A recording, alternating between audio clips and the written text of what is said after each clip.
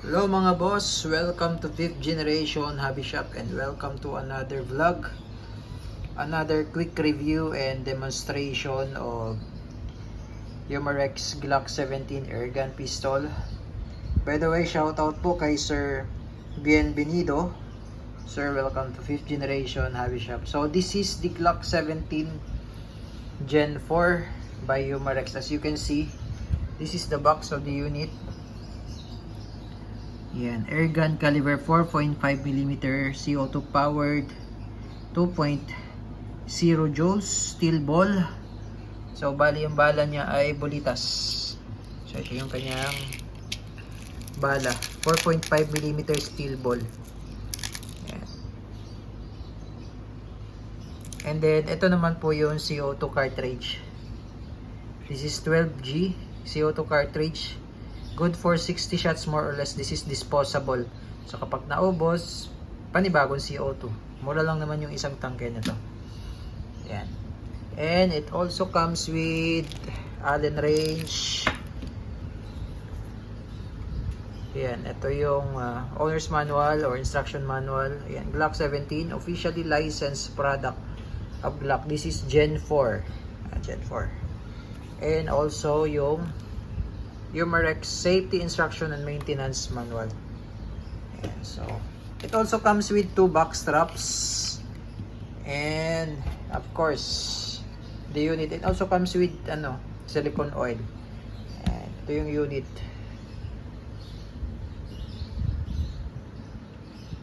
Glock 17 Gen 4.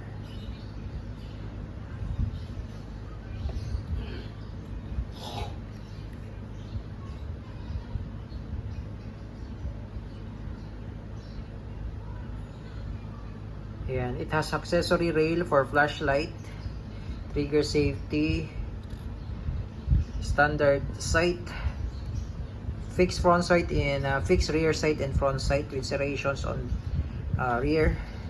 Then yan yung markings. Yung markings naman sa slide. Yan, Glock 17 Gen 4. Yan. Okay. So check natin yung magazine.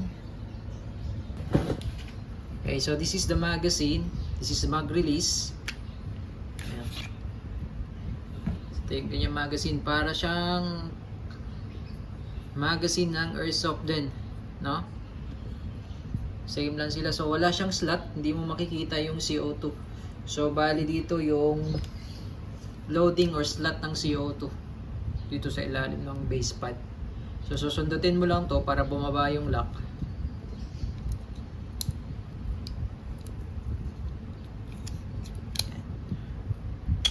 So ito yung cap.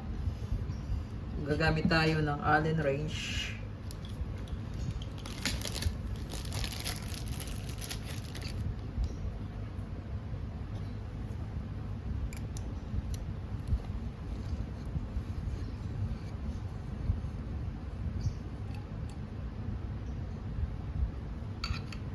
Then, dito load yung CO2. Yan. Okay. So, bago natin load, patak lang natin ng oil.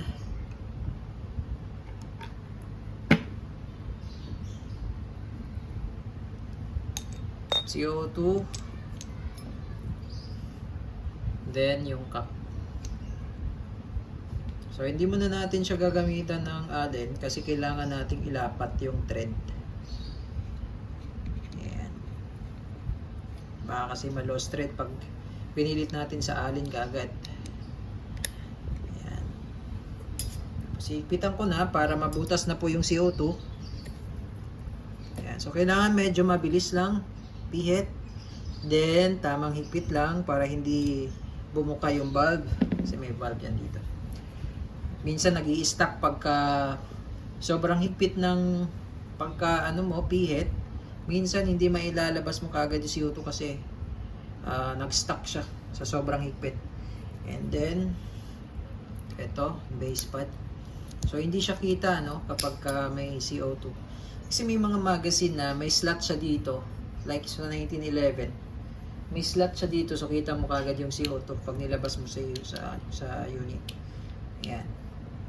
Tapos, load tayo ng steel ball. Ayan. So, again, this is 4.5 steel ball. Ayan, oh, dumidikit siya sa magnet. Oh. So, bulitas talaga yan. Dumidikit siya sa magnet. Ayan. So, kapag air gun, usually ang bala, yan, air gun. Ka-indicate naman po sa box, air gun, caliber 4.5.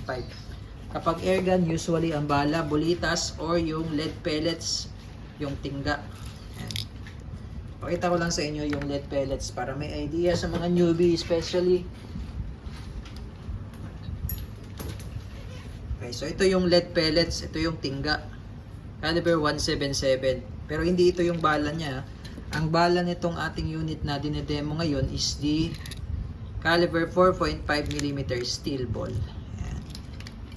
Okay, so sa paglo-load, ito lang, spring lang. Tapos nakikita nyo yung butas na yan.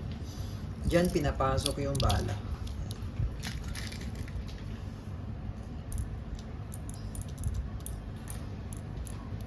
Load lang natin ng ilang piraso. Ayan. Ang capacity naman ng magazine, this is 18 rounder. Ayan, ito yung specs. Ayan, 18 rounder siya. Blowback po ito. Blowback metal slide, polymer frame, naka smooth bore barrel. Ayan, single action only. So, bali ito po ay blowback. So, ibig sabihin po, gumagalaw po yan. At yung trigger niya, napaka-smooth lang. Ayan. Napaka-smooth lang. Ayan.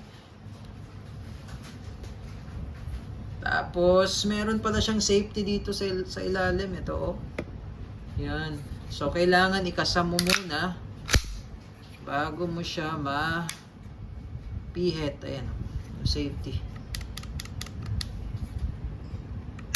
Ayan naman yung fire. May naka-indicate naman po pagka, yan o, F, fire. Ayan. So, kapag pinihit mo naman yan na hindi nakakasa, hindi mo siya mapipihit, matigas. So, kailangan mo siyang kasa. Kailangan mo siya mapihit. Ayan, safety. So, ito yung version na nababaklas kasi ito functioning yan. Ayan, gumagana yan, bumababa yan. Yung sa mga ibang model kasi, wala to eh. Ano to? Fix. Ayan. Ganda.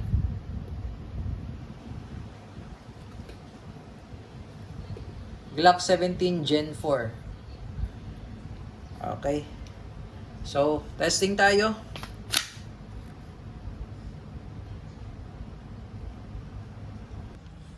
Okay, testing Glock 17 Gen 4.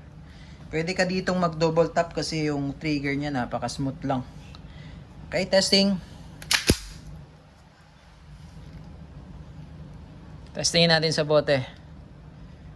Okay. Firing.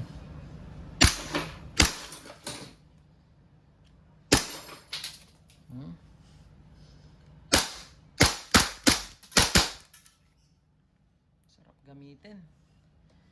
Yun o. Turog. 2 meters away from the target. Glock 17 Gen 4 airgun pistol by Umarex. So yung isang CO2 good for 60 shots more or less. So ito nakailang shots din tayo. I think nasa 7 shots, 8 shots, 5 shots. So, ito marami pa to. Ayan. Again, Glock 17 Gen 4 by Umarex.